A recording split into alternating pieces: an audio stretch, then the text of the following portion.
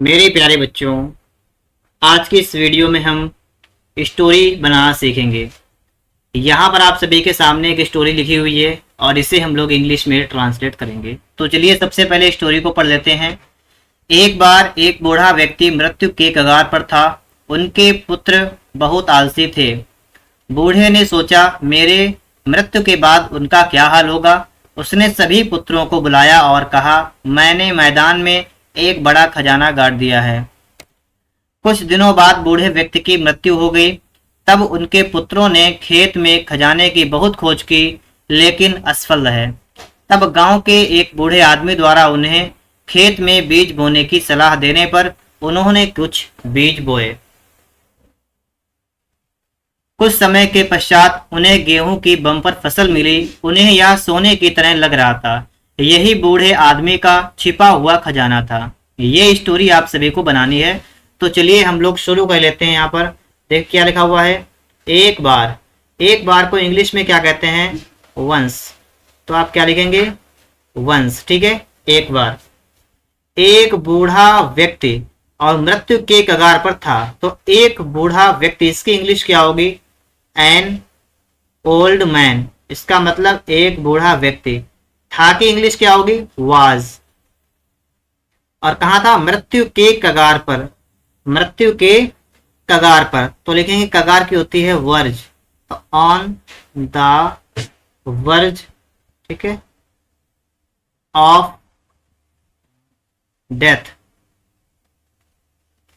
Once मतलब एक बार, N old man एक बूढ़ा व्यक्ति, वाज मतलब था, ऑन द वर्ज मतलब कगार पर, ऑफ डेथ मतलब मृत्यु के कगार पर था।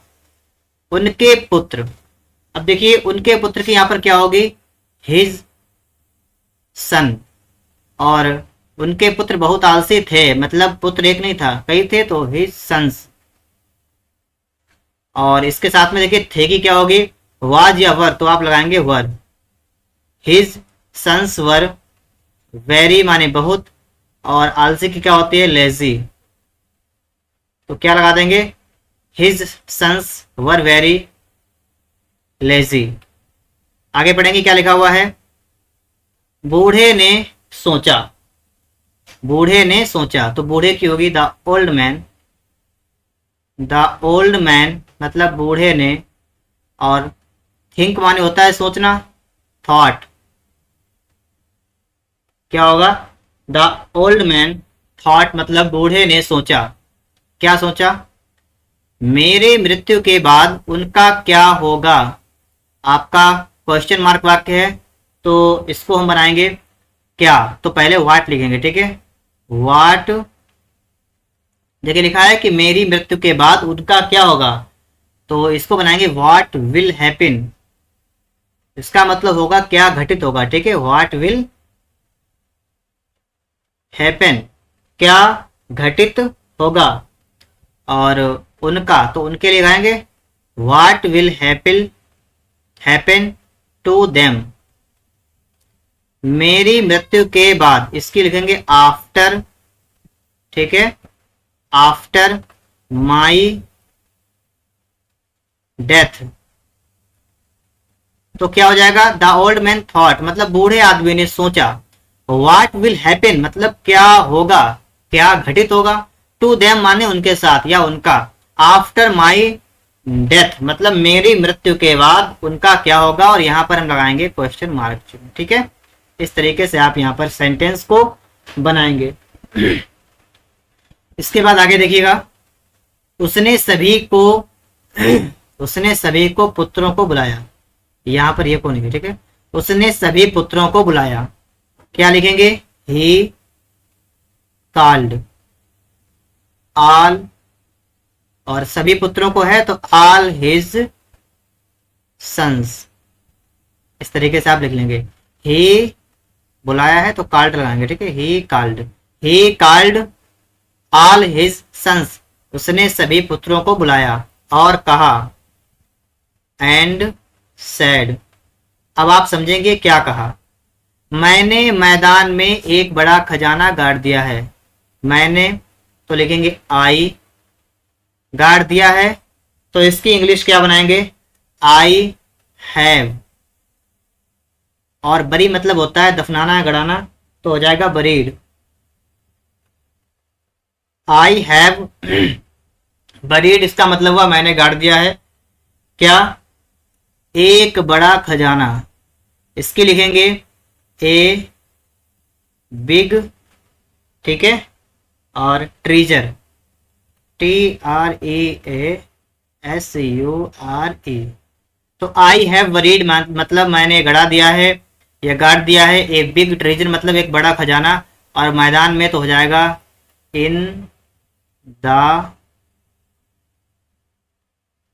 फील्ड। ठीक है, इस तरीके से आप लोग यहाँ तक इसको कंप्लीट कर लेंगे। उम्मीद करते हैं यहाँ तक आप सभी के समझ में आ गया होगा। ठीक है, आगे बढ़ते हैं। इसके बाद लिखा है कि कुछ दिनों बाद, इसकी क्या होगी, आफ्टर का मतलब होता है बाद में, तो आफ्टर सम डेज, कुछ दिनों के बाद बूढ़े व्यक्ति की मृत्यु हो गई। After some days the old man मतलब बूढ़ा आदमी, और मृत्यु हो गई मतलब डाई की सेकेंड फॉर्म आएंगे डाइड। बस वाक्य बन गया आपका, आफ्टर सम डेज कुछ दिनों के बाद द ओल्ड मैन डाइड, बूढ़े व्यक्ति की मृत्यु हो गई। तब, तब की इंग्लिश क्या होती है, देन। उनके पुत्रों ने खेत में खजाने की बहुत खोज की, तो उनके पुत्रों ने, इसकी क्या हो जाएगी, हिज सन्स, उनके पुत्रों ने। और खोज की, तो खोज करना की यहाँ पर देखेंगे हम लोग। ठीक है, खोज करना मतलब देखिए, एक तो होती है डिस्कवर, डिस्कवर खोज करना होता है, एक होती है इन सर्च ऑफ। ठीक है, सर्च, ठीक है, सर्च मतलब होता है, ठीक है, खोज। तो अगर हम लिखें सर्च लिख लें, ठीक है, सर्च SEARCHED लगाएंगे। क्यों, क्योंकि यहाँ पर पास्ट इंडिफिनिट का है second form, then his sons. ठीक है, सर्च मतलब उनके पुत्रों ने खोज की, और आगे लिखा क्या है, बहुत, खजाने की बहुत खोज की, तो बहुत खोज की ना, तो इसके लिए हम लोग क्या लगाएंगे यहाँ पर, a lot of. Search a lot of का मतलब ढेर सारी सर्च की, मतलब बहुत खोज की, और ऑफ खजाना क्या होगी, ट्रेजर।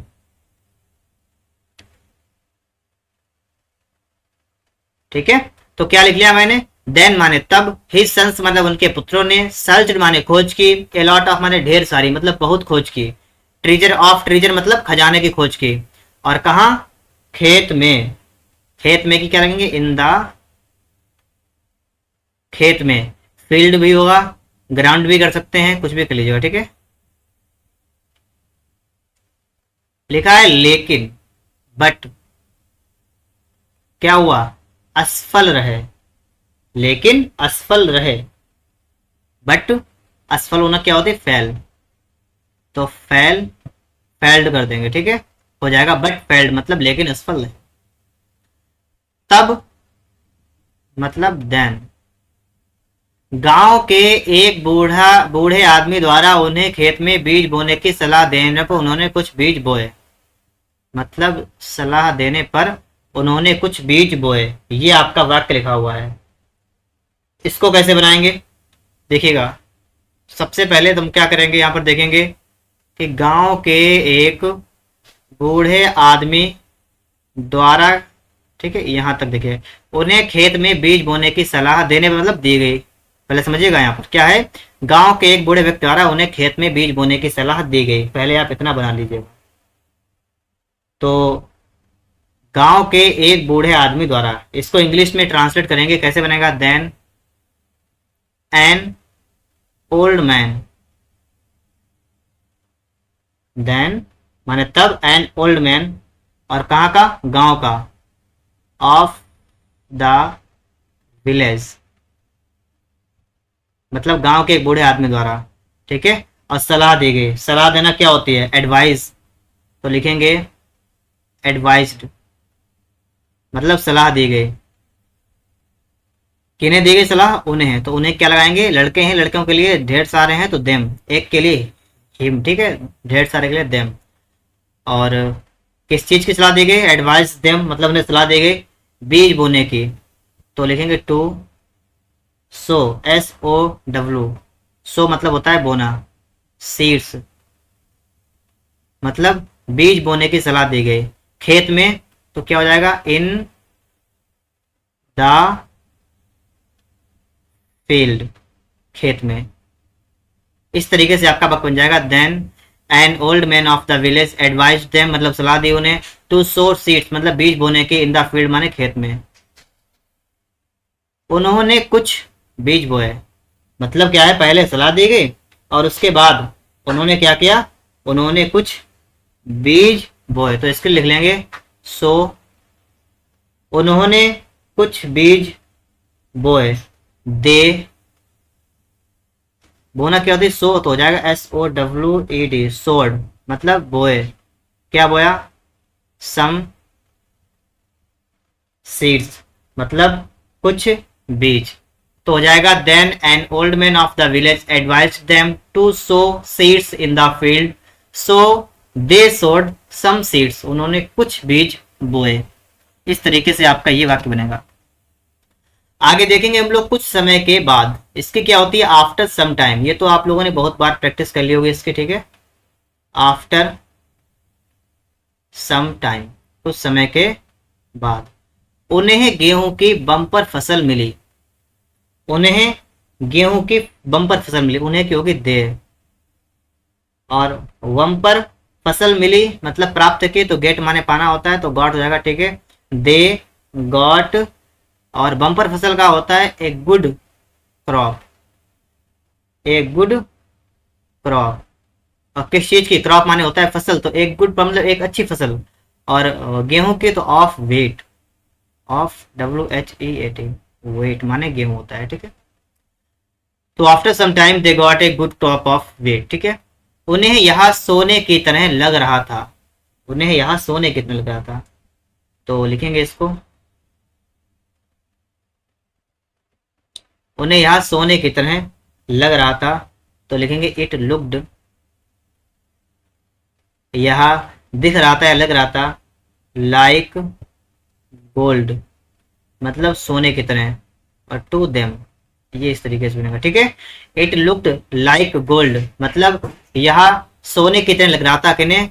टू देम मतलब उन्हें। यही बूढ़े आदमी का छिपा हुआ खजाना था। तो यही मतलब दिस वाज मतलब था, दिस वाज। और कैसा? छिपा हुआ खजाना। दिस वाज यह था, द हिडन, ठीक है। This was the hidden treasure मतलब यह वाज माने था, द हिडन ट्रेजर मतलब छिपा हुआ खजाना था, ऑफ बूढ़े आदमी का, ऑफ ओल्ड मैन। इस तरीके से हम लोगों ने यहाँ पर स्टोरी को कंप्लीट कर लिया है और उम्मीद करते हैं कि आप लोग भी अच्छी तरीके से यहाँ पर समझ गए होंगे। अगर आप सभी को वीडियो पसंद आया है तो आप लोग इस वीडियो को एक लाइक करिएगा। चैनल पर यदि आप लोग पहली बार आए हैं तो आप लोग चैनल को सब्सक्राइब भी कर लीजिएगा।